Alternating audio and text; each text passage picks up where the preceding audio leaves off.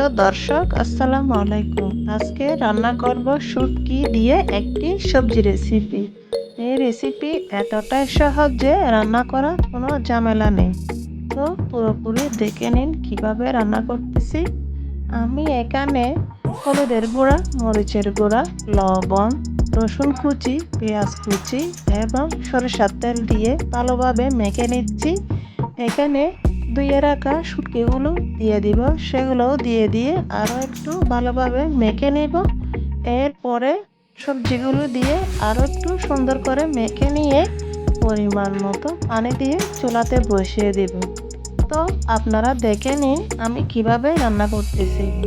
আর এই শুটকি রেসিপিটা আসলে হাতে মেখে নিলে বেশি স্বাদ হয়, এজন্য এটা হাতে মাখা শুটকির তরকারি বলা হয়। তো আপনারা দেখে নিন আমি কিভাবে রান্না করতেছি।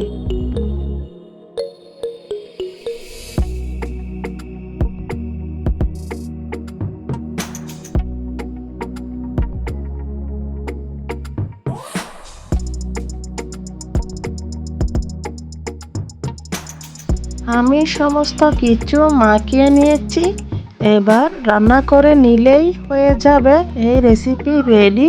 এতক্ষণ পর্যন্ত আপনারা দেখছিলেন শাহিনাজ কুকিং রেসিপি।